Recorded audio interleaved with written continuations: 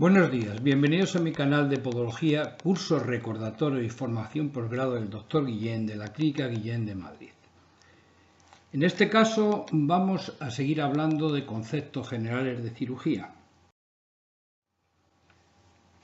Como he dicho antes, vamos al tema 4, que sería la respuesta local a la agresión quirúrgica, proceso fisiopatológico y clínica de la inflamación. La cirugía es una acción agresiva sobre el enfermo, aunque con un objetivo terapéutico. Respecto a la agresión en sí, no existe diferencia entre el traumatismo accidental y el traumatismo quirúrgico. La agresión quirúrgica, digamos que la acción quirúrgica es un acto agresivo, complejo, con una finalidad curativa, paliativa o de diagnóstico. A la intervención manual e instrumental se suman otros estímulos agresivos que se producen antes, durante y después de la intervención o de la operación. Esta agresión quirúrgica, al igual que la accidental, induce a una respuesta orgánica integrada, que no es una enfermedad. Se trata de un proceso biológico que tiende a la recuperación de la homeostasis y a la reparación de las lesiones ísticas. Este proceso biológico sigue en términos generales una secuencia en la que fenómenos neurovasculares, neuroendocrinos y metabólicos se expresan dinámicamente de un modo bastante característico. La respuesta a la agresión ha de ser comprendida en el marco personal de cada paciente, por tanto será diferente en sus detalles de un enfermo a otro. Cuando fracasa el proceso biológico de defensa frente a la agresión accidental o quirúrgica por la suma de excesivas o sucesivas agresiones o por insuficiente capacidad de respuesta, se crean las condiciones adecuadas para el desarrollo de complicaciones intra o posoperatorias. Componentes de la agresión quirúrgica. Existen fenómenos agresivos que coinciden sobre el paciente en un corto espacio de tiempo y que pueden entremezclarse entre sí. Entre todos ellos se pueden extraer los siguientes componentes fundamentales de todo fenómeno agresivo, sea accidental o sea quirúrgico. Lesión de los tejidos, efectivamente, donde se produce el foco traumático. Ayuno, que es el déficit del aporte de energía. Sepsis, infección invasiva. Estado de shock, hipoperfusión ística más anaerobis. Es muy importante este estado de shock. De la integración de estos tres componentes se pueden establecer tres tipos de intervenciones quirúrgicas o de traumatismos accidentales según la intensidad de la agresión. El grado 1 sería mínimas lesiones ísticas, por ejemplo fractura de huesos cortos, heridas accidentales pequeñas, que causan sin hipovolemia con un periodo de ayuno corto de 1 a 2 días. El grado 2, hay ya una moderada lesión ística, existe hipovolemia, el periodo de ayuno ya es más prolongado de 3 a 7 días, ejemplos como la cirugía electiva, colecistectomía, fracturas de huesos largos, etc. El grado 3, ya la lesión ística ya es masiva. La hipovolemia está ya prolongada. Existe necrosis de tejidos que puede pasar a una septicemia y provocar un estado de shock. Ejemplos: quemaduras extensas, peritonitis agudas, pancreatitis graves, reintervenciones con grandes exploraciones y procedimientos y que además haya politraumatismos, etc. Según el tipo de agresión que esté predominando, el shock tendrá un apellido diferente. Puede ser shock anafiláctico, shock séptico o shock hipovolémico. En términos generales existe una relación entre la gravedad de la agresión y la intensidad de la respuesta.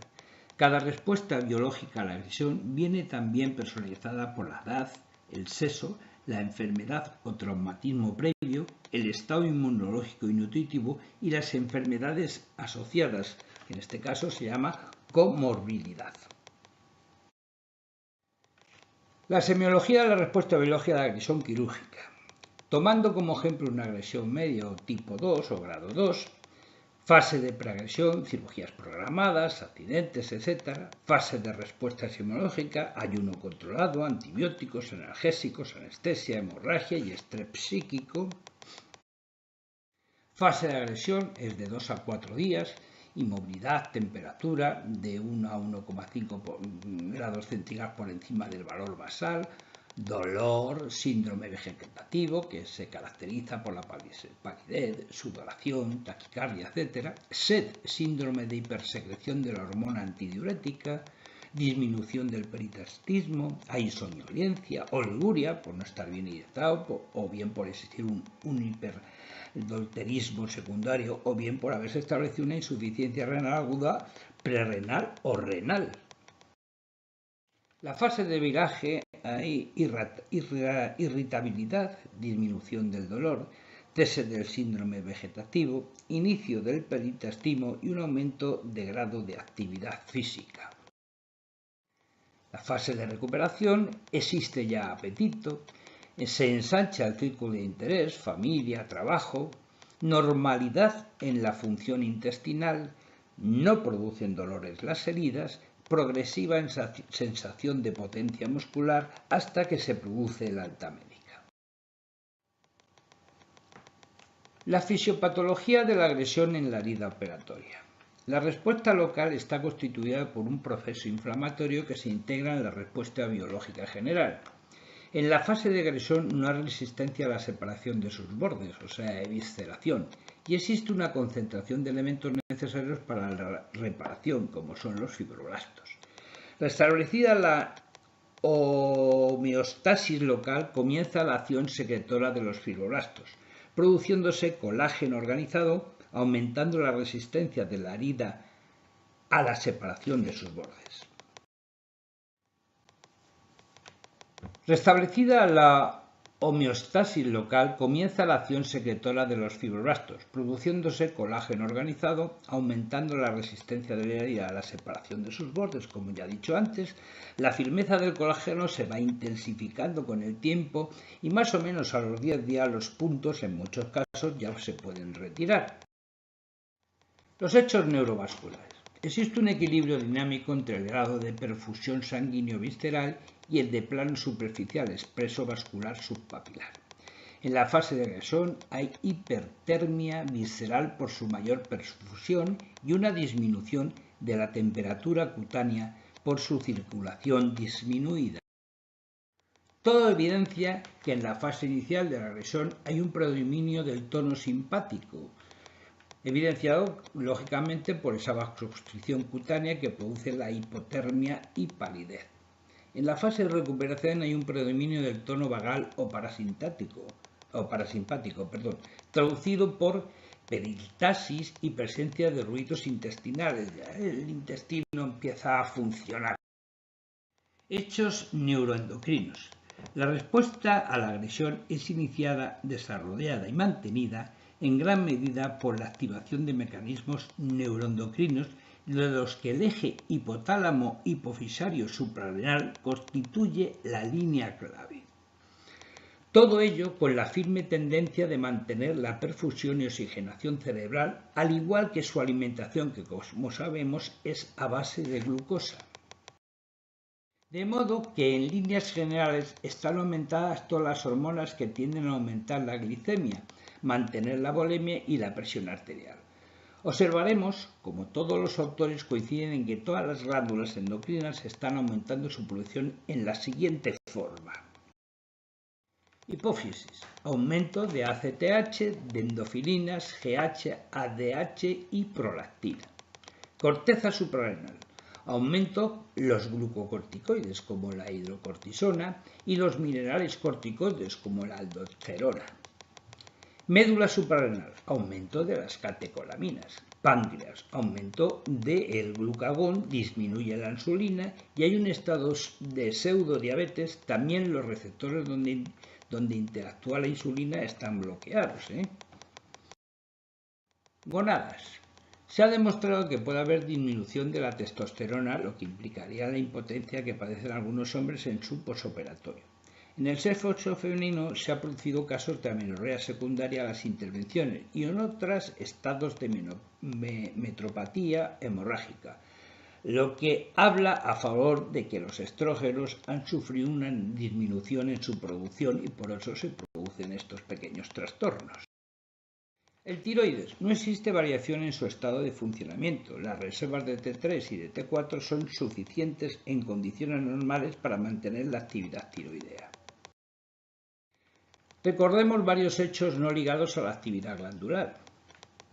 Se estimulan los presorreceptores aórticos y carótidos con la finalidad de mantener la presión arterial, que es muy importante. Aumenta el péptido natriurético de la aurícula izquierda con igual finalidad. Aumenta la eritropoyetina con miras a restituir los valores hemáticos, sobre todo si ha habido pérdidas sanguíneas importantes. En aerobiosis, los glóbulos rojos son capaces de tomar energía del metabolismo de los ácidos grasos. Esto es el llamado ciclo de Cori. Hechos metabólicos. Durante la fase inicial o de agresión observaremos tendencia a la oliguria, bien sea por efectos de deshidratación o por un síndrome de hipersecreción de la hormona antidiurética.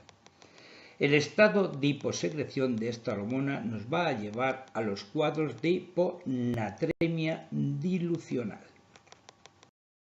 El síndrome oligúrico posoperatorio se acompaña de un aumento del sodio, hipernatremia, y disminución del potasio, hipocalemia. Hay un aumento de la glicemia, aumento de ácidos grasos libres, aumento de catabolismo evidenciado por el aumento de la excreción de nitrógeno. En la fase de recuperación todos los parámetros se nos van a normalizar. La puesta en marcha de la respuesta biológica. Los hechos anteriormente citados se desarrollan previa a la activación del eje hipotálamo-hipófisis suprarrenal, el cual se activa por dos vías. A través de la estimulación del núcleo supraóptico o por la irrigación de los nervios sensitivos somáticos en el foco traumático y la subsecuente activación de los reflejos neuroefectores. La clínica de la inflamación. La inflamación es un proceso tisular constituido por una serie de fenómenos moleculares, celulares y vasculares de finalidad defensiva frente a agresiones físicas, químicas o biológicas. Los aspectos básicos que se destacan en el proceso inflamatorio son, en primer lugar, la focalización de la respuesta que tiende a circunscribir la zona de lucha contra el agente agresor. Y en segundo lugar, la respuesta inflamatoria es inmediata, de una urgencia y por tanto preponderadamente inespecífica, aunque puede favorecer el desarrollo posterior de una respuesta específica. En tercer lugar, el foco inflamatorio atrae a las células inmunes de los tejidos cercanos. Las alteraciones vasculares van a permitir además la llegada desde la sangre de moléculas inmunes. Clásicamente la inflamación se ha considerado integrada por los cuatro signos de Celso: calor, rubor, tumor y dolor. El calor y el rubor se deben a las alteraciones vasculares que determinan una acumulación sanguínea en el foco. El tumor se produce por el edema y acúmulo de células inmunes. Y el dolor es producido por la actuación de determinados mediadores sobre las terminaciones nerviosas del dolor. La inflamación va a tener una serie de fases. De forma isquémica podemos dividir la inflamación en 5 etapas. Primero, liberación de mediadores. Son moléculas, la mayor parte de ellas de estructura elemental, que son liberadas o sintetizadas por el mastocito bajo la actuación de determinados estímulos. En segundo lugar, el efecto de los mediadores. Una vez liberados, estas moléculas producen alteraciones vasculares y efectos quimiostáticos que favorecen la llegada de moléculas y células inmunes al foco inflamatorio. En tercer lugar, llegada de moléculas y células inmunes al foco inflamatorio. Proceden en su mayor parte de la sangre, pero también de las zonas circunstantes al foco traumático. En cuarto lugar, se regula el proceso inflamatorio.